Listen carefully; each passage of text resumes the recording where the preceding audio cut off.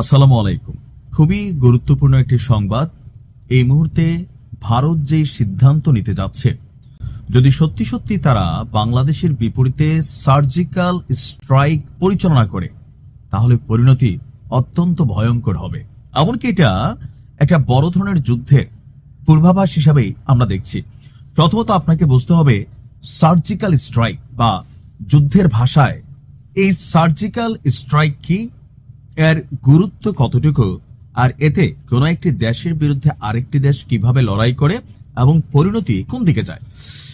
Surgical strike হলো এক ধরনের সুনির্দিষ্ট সামরিক অভিযান, অর্থাৎ যেখানে শত্রুপক্ষের একটি নির্দিষ্ট লক্ষ্যবস্তুকে কেন্দ্র করে, যেমন হতে পারে এটা জঙ্গি ঘাঁটি, অস্ত্রাগার, অথবা রাশিয়া ইউক্রেন যুদ্ধে আপনি দেখেন তাদের যে বিদ্যুৎ ক্যাপাবিলিটি, গ্যাস চেম্বারগুলো অথবা গ্যাসের যে ক্ষেত্রগুলো, এরকম ভাবে নির্দিষ্ট একটা লক্ষ্যবস্তুকে টার্গেট করে আপনার হামলা চালানো হয়, আর যার মূল উদ্দেশ্য থাকে ন্যূনতম বেসামরিক ক্ষয়ক্ষতি, অর্থাৎ বেসামরিক জনগণের যেন ক্ষয়ক্ষতি না হয়, আর হলেও সেটা যেন একদম ন্যূনতম পর্যায়ে থাকে, বা কোলাট্রাল ড্যামেজ। আর শুধুমাত্র সেই টার্গেটেড জিনিসটাকেই ধ্বংস করা, ক্ষতিগ্রস্ত করা, গুড়িয়ে দেওয়া, অর্থাৎ মূল লক্ষ্য থাকে সার্বিক যুদ্ধ না, কোনো একটা নির্দিষ্ট জিনিসকে টার্গেট করে। হতে পারে এটা বাংলাদেশের কোনো একটা ক্যান্টনমেন্ট, হতে পারে আমাদের সীমান্তবর্তী বিজিবির কোনো ঘাঁটি, হতে পারে কোনো একটা নির্দিষ্ট শহরের কোনো একটা নির্দিষ্ট বাড়ি, অথবা যে কোনো কিছু। বুঝতে পারছেন, সার্জিক্যাল স্ট্রাইকটা হচ্ছে সার্বিক যুদ্ধ না, তবে যুদ্ধেরই একটা পূর্বাভাস। এটি একটি সীমিত আকারের অত্যন্ত নির্ভুল এবং কৌশলগত হামলা, যা কোনো বড় আকারের যুদ্ধের দিকে না গিয়ে নির্দিষ্ট শত্রুর ক্ষতি সাধনের জন্য পরিচালিত হয়। যেমনটি ভারত এবং পাকিস্তানের মধ্যে নিয়ন্ত্রণ রেখায় ভারতীয় সেনাবাহিনী অতীতে এই ধরনের সার্জিক্যাল স্ট্রাইক পরিচালনা করেছে। আবার আপনি ধরেন ইসরায়েল মাঝে মাঝে এই ধরনের অভিযান চালায় ইরান সহ পৃথিবীর বিভিন্ন জায়গায় একটা নির্দিষ্ট জায়গাকে টার্গেট করে। এখন হঠাৎ করে কেন বাংলাদেশে এই সার্জিক্যাল স্ট্রাইকের আলোচনা আসছে? গতকালকে আমাদের গণমাধ্যম, প্রথম সারির গণমাধ্যম আমার দেশ পত্রিকায় যে নিউজটা আসছে, বাংলাদেশে সার্জিক্যাল স্ট্রাইকের আহ্বান জানিয়েছে ক্ষমতাসীন দল বিজেপির একজন ঊর্ধ্বতন নেতা। বিজেপির নেতা শুভেন্দু অধিকারীর সাথে বনগাঁ উত্তরের বিজেপির বিধায়ক অশোক কীর্তনিয়া, তারা এই আহ্বান জানিয়েছেন মোদী সরকারকে। বাংলাদেশ নিয়ে উত্তেজনার আবহে বিজেপি নেতাদের এমন মন্তব্যে বিতর্ক আরো উস্কে গেল। সীমান্তে উত্তেজনা এবং সাম্প্রতিক একটি হত্যাকাণ্ডের প্রতিবাদ জানাতে ভারতের হিন্দুত্ববাদী দলটির নেতারা তারা যেই বক্তব্য দিচ্ছেন, আসলে এটা ভারত এবং বাংলাদেশের মধ্যে যুদ্ধ বাঁধিয়ে দেওয়া ছাড়া আর কোনো কিছুই ফলাফল বয়ে আনবে না।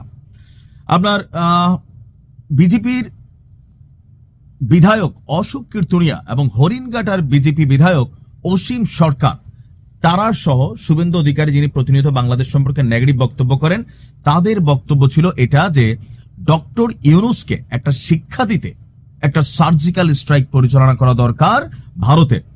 কূটনৈতিক সমাধানের বদলে বিতর্ক এবং উস্কানি বেশি শোনা যাচ্ছে বলে তারা মনে করছে যে বাংলাদেশের পক্ষ থেকে এই মুহূর্তে এই অ্যাক্টিভিটিসগুলো হচ্ছে। অসীম সরকার প্রকাশ্যে সার্জিক্যাল স্ট্রাইকের আহ্বান জানিয়েছে তার সরকারকে।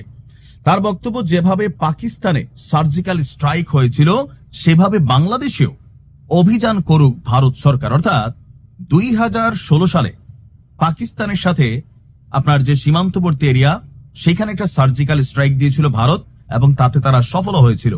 সো এই বিধায়করা মনে করছেন বা এমপিরা মনে করছেন তেমন একটা স্ট্রাইক বাংলাদেশে দেওয়া দরকার। প্রয়োজনে বাংলাদেশকে ভারতের সঙ্গে নিয়ে সেখানকার উগ্রপন্থীদের পাকিস্তানে পাঠিয়ে দিক।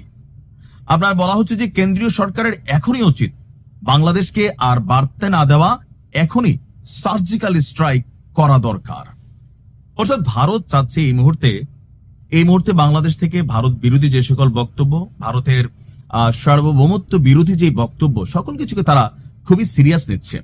আর এই মুহূর্তে জনাব তারেক রহমানের ফেরাতে কিছুটা স্বস্তি ফিরলেও ভারত বাংলাদেশের ব্যাপারে আশ্বস্ত হতে পারছে না, কারণ এই সরকারের সময় বিভিন্ন সময় পাকিস্তানের বিভিন্ন ঊর্ধ্বতন জেনারেলরা যখন বাংলাদেশ সফর করছেন, তখন ভারত মনে করছে তাদের যে 7 সিস্টার্স, তাদের যে শিলিগুড়ি করিডোর, বিভিন্ন ভাবে বাংলাদেশের মাটি ব্যবহার করে পাকিস্তান বড় কোনো ঘটনা ঘটাইতে পারে। আর ওইরকম ঘটনা ঘটানোর আগেই উচিত ভারতের একটা সার্জিক্যাল স্ট্রাইক করা, যেন বাংলাদেশের শিক্ষা হয়। এখন ভারত চাইলেই কি এটা করতে পারে? পারে। সার্জিক্যাল স্ট্রাইক দিলে আমাদের কিচ্ছু করার থাকবে না। এই মুহূর্তে আমাদের সাথে অন্য কোনো দেশের প্রতিরক্ষা চুক্তি নাই যে ওই দেশ আমাদের পক্ষে এসে লড়াই করবে। সো সবকিছু মিলিয়ে আমার মনে হয় না ভারত এই ধরনের পদক্ষেপ নিবে। তবে আমি জানি না যে নির্বাচনের আগে আসলে কোন রকম অশুভ ঘটনা ঘটে কিনা। ভালো থাকুন, আসসালামু আলাইকুম।